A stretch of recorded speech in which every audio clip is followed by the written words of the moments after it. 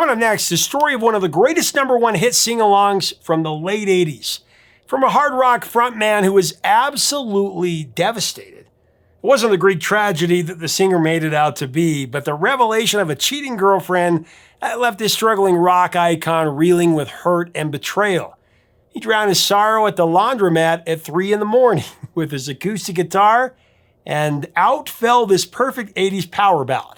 Even though the label warned the band not to release it because it would kill their budding career, they proved the label wrong once again.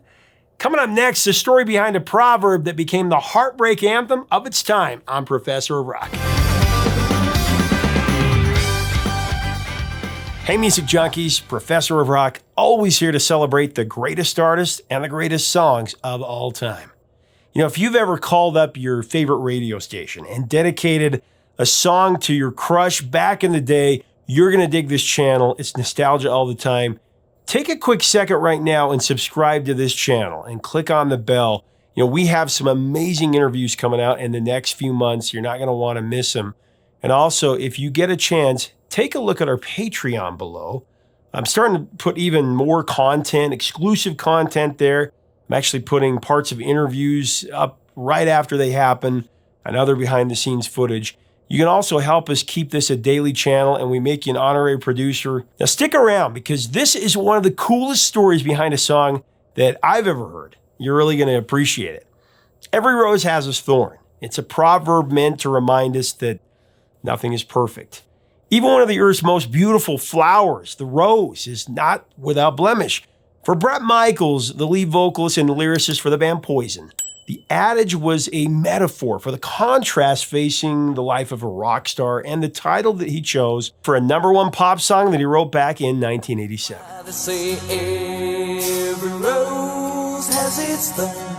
So Bret Michaels was born in Butler, Pennsylvania. On his birth certificate, Michael is actually his middle name, but Bret claims that his parents originally intended on giving him the middle name Maverick, after the title character played by James Garner in the popular TV Western series of the same name.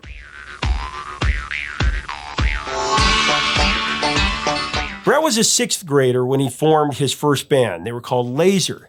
They covered songs by Aerosmith and Kiss. And when he was 16, he met Ricky Rocket, and the two assembled the Spectors, enlisting bassist Bobby Dowell and lead guitarist Matt Smith a short time later. And they changed their name to Paris in 1983. Now, Paris entered the Miller High Life Rags to Riches Battle of the Bands contest, but they came in second place. They came in second place to a new wave band called the Sharks. The Sharks. Let's talk about them for just a second, because it's pretty interesting. The Sharks got a record deal for winning the contest, and for a few years it looked like they would quite literally rise from rags to riches. The Sharks won MTV's Basement competition about a year after the contest in 1985.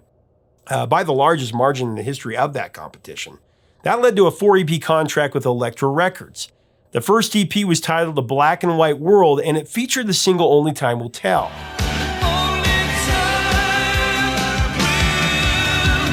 The clip for Only Time Will Tell was the second most requested video during MTV's Top 10 Countdown for 2 consecutive weeks in 1988. But it wasn't long thereafter that the Sharks' fortunes sank and the group broke up in 1992. That's a whole other story. But meanwhile, after finishing as the runner-up in the Battle of the Bands competition, Paris, with Bret Michaels, Ricky Rocket, Bobby Dowell, and Matt Smith, they decided to pack up their gear and move to California in 1984, with the hopes of busting onto LA's Sunset Strip and landing a record deal. The band camped out at the famously sleazy Tropicana Motel in Hollywood. Now, they lived just above the poverty line, and they changed their name to Poison. To survive, the guys eventually had to pool their meager resources and move into a 1-room apartment in the Hollywood Hills. And they did whatever they could to make a buck at that time, including selling pencils for chump change and grabbing work as inconsequential extras in movies and TV shows. Poison certainly wasn't making any bread from their live shows at that point. Let's just say that the guys were eating a lot of top ramen back in those days, which I'm sure many bands were. Eventually, Matt Smith couldn't hack it, though, and he moved back to Pennsylvania. So the band picked up the colorful CeCe DeVille to replace him as their lead guitarist. Now, after numerous label rejections, Poison found their first recording home with Enigma, after A&R reps from the label watched their set at the Country Club in Reseda, of all places.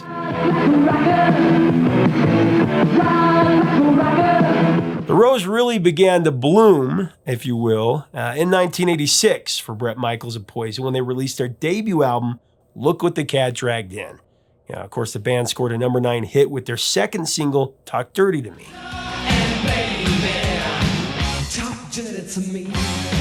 But as the Greek proverb goes, from a thorn comes a rose. The thorn began to penetrate the life of Bret Michaels when Poison played their first gig in Dallas, Texas. Now, I'm going to set up the scene for that in just a second. Before I do that, I want to thank our sponsor, Zenni Eyewear, the glasses that I always wear. Right now, you can get over 1,100 pairs of glasses for less than the price of a double record.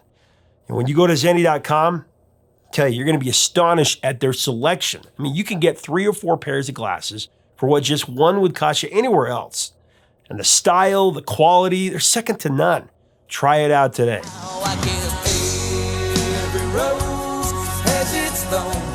Okay, so let's set up the scene at Poison's first gig in Dallas, Texas. So Bret Michaels convinced the band to play a gig at a cowboy bar in Dallas called the Ritz.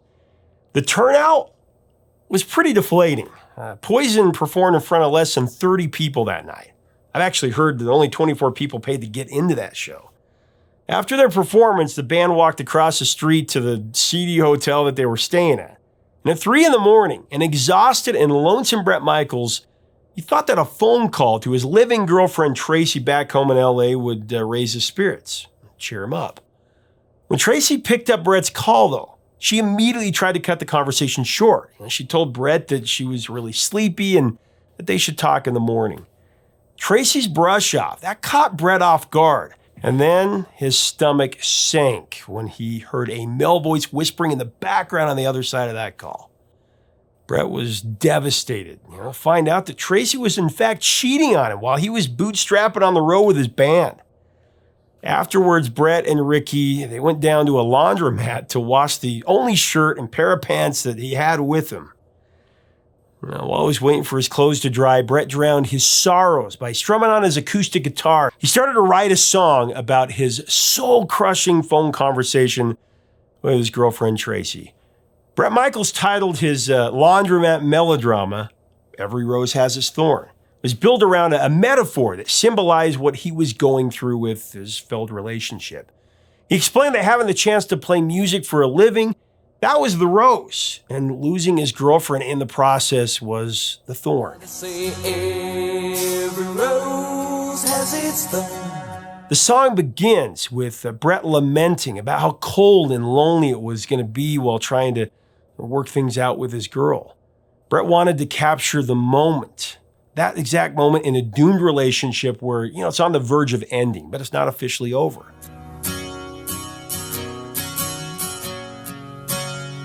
There's too much distance between the former lovers to escape the inevitable. We both lie silent, still in the dead of the night. Although we both lie close together, we feel miles apart. Lie close together, we feel miles apart inside. Bret expressed the misery of a jilted lover in his third verse. My favorite. I love his voice on this. When he says, "And now I hear you found somebody new, and that I never meant that much to you."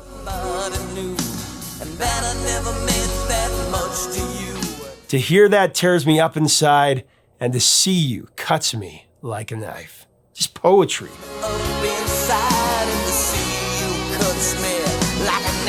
When Bret finished writing the lyrics for Every Rose Has Its Thorn and pulled his clothes out of the dryer, it wasn't like he savored the moment, thinking that he just composed one of the biggest power ballads of the 80s. Actually, on the contrary. He had no idea that the song would connect with the fans. Back at the laundromat, watching his clothes spin around in that dryer, he didn't care. It wasn't a Greek tragedy, but Bret was one heartbroken dude. The words in Every Rose Has Its Thorn came directly from his heart. He wrote it and he sang it exactly the way he felt, just heart-wrenching.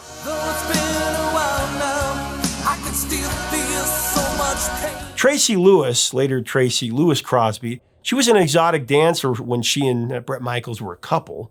Despite her occupation, Bret said that he never thought that she would ever be unfaithful to him. Now, before you go feeling sorry for Bret, keep in mind, not only does every rose has its thorn, there's also two sides to every story. Now, Tracy insisted that it was Bret who was cheating on her, and it was his constant philandering that led her to the arms of another man. And thus began playing the blame game between Bret and Tracy.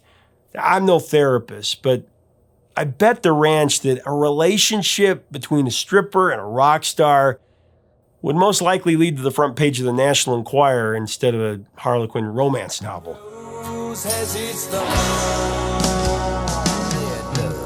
By the way, if you're wondering whether Bret found out who was sleeping in his bed on that fateful night, he actually did.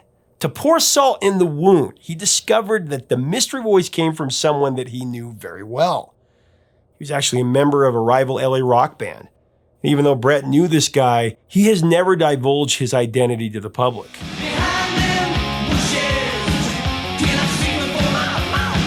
I have my suspicions of who I think it is. Who do you think it is? Let me know in the comments. Now, Every Rose Has Its Thorn, that was on the second album, Open Up and Say Ah.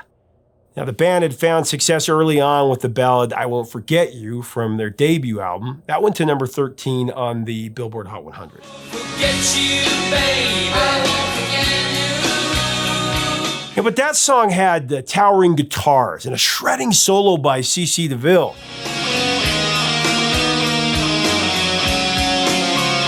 There was just a different tone with Every Rose Has Its Thorn. And the song had a back porch country vibe to it, with Bret opening the song with licks from a 12-string acoustic. And, the track moved along at a slower, more methodical pace. Come out right, though I tried not to hurt you. Ricky Rocket described the cadence of the song as being in the saddle. DeVille added 2 guitar solos on Every Rose Has Its Thorn, and they were structured with a jagged edge to reinforce the wounded spirit of Bret's lead vocals. When Poison played Every Rose Has Its Thorn to their record label and their management team, get this, amazingly, the song was met with harsh disapproval.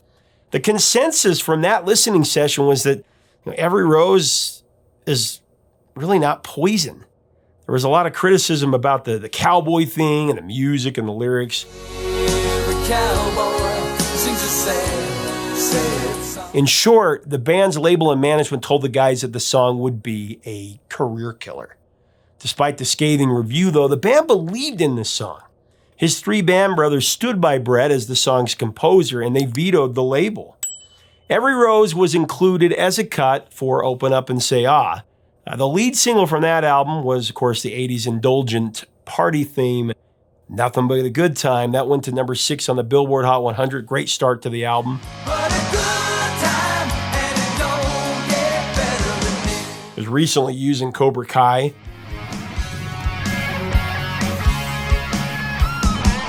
There's no doubt that Poison is one of Johnny Lawrence's favorite bands. And then Fallen Angel, that dropped next as the second single. That went to number 12. And when it came time to figure out the third single, Poison wanted to go with Every Rose Has Its Thorn. The label was still resisting, feeling like releasing Every Rose as a single was at best a risky roll of the dice. But the band saw tears in the eyes of the girls on the front row when they performed the song in concert.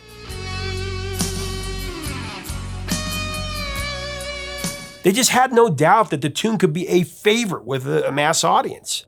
So Every Rose Has Its Thorn, that was the third single from Open Up and Say Ah. It was released during the ballad season in the fall of '88.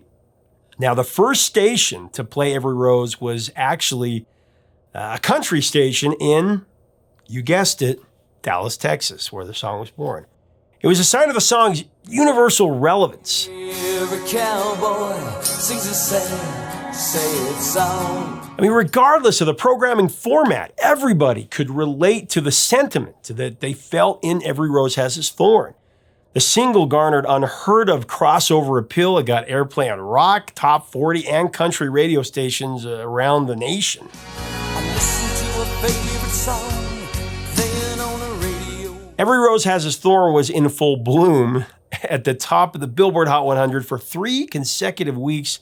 It was the last number one of 1988 and the first number one in 1989. It's also Poison's biggest hit in Canada. It climbed to number 2, and it tied with their cover of Your Mama Don't Dance for the group's highest charting single in the UK. It peaked at number 13.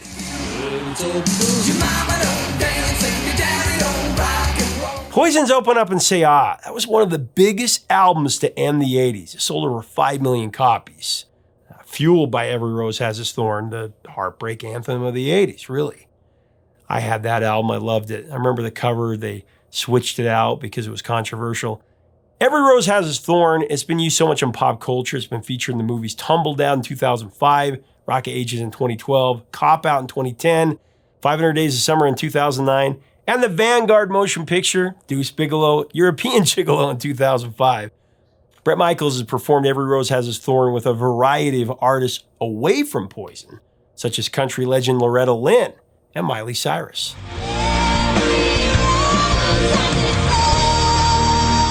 Mr. and Mrs. Sickock, the parents of Bret Michaels, they must have had a premonition when they were planning to bestow their son with the middle name of Maverick. I mean, the name certainly befits him. Bret Michaels is an independent, tenacious spirit who has overcome thorns his entire life that would have permanently debilitated most people. He's a singer-songwriter, a producer, actor, reality TV star, documentarian, author, and of course, rock icon, thriving on challenges that have turned into roses. Bret battled with type 1 diabetes since he was 6 years old. In 2010, he suffered a brain hemorrhage and diagnosed with a hole in his heart. But he just keeps on rocking, putting everything that he has into whatever project he's working on.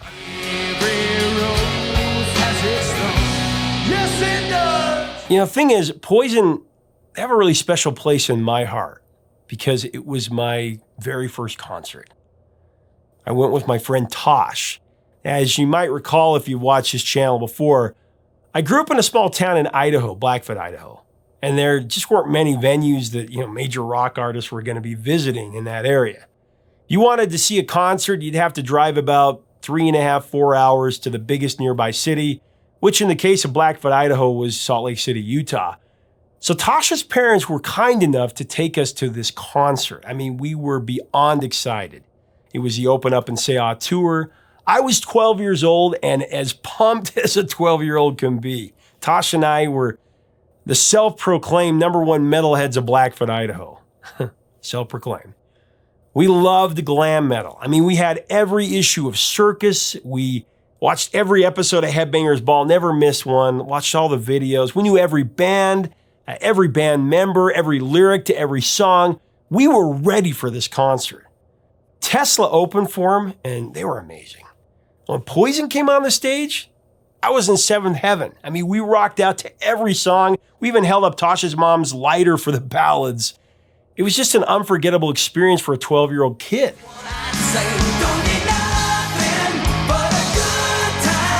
Especially unforgettable was when this drunk lady fan was rocking so hard. She tripped and she rolled down the stairs. Her shorts came off halfway down. Now, she was okay. In fact, if memory serves, she got right back up, pulled up her acid wash shorts, and just started rocking out again. I gotta tell you, I miss those days. You might miss them too. When you were a kid and just discovering these bands with so much bravado and color. They were like a way of life. You lived, ate, and breathed these bands and their songs. You dressed like them. I remember trying to grow out my hair to look just like them, like Bret Michaels or Tom Kiefer from Cinderella.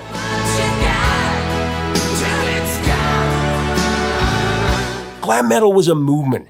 It's a movement that critics and music snobs have gleefully eviscerated throughout the years.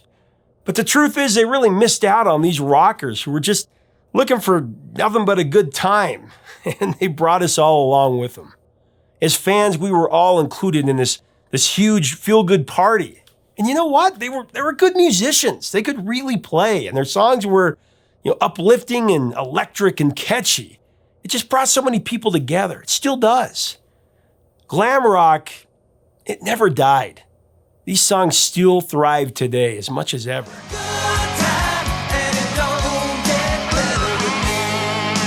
So I want to say thank you. Thank you to these bands, starting with Poison. You guys took a shy, scrawny, nerdy, lanky preteen kid, and you made him feel 10 feet tall and absolutely invincible.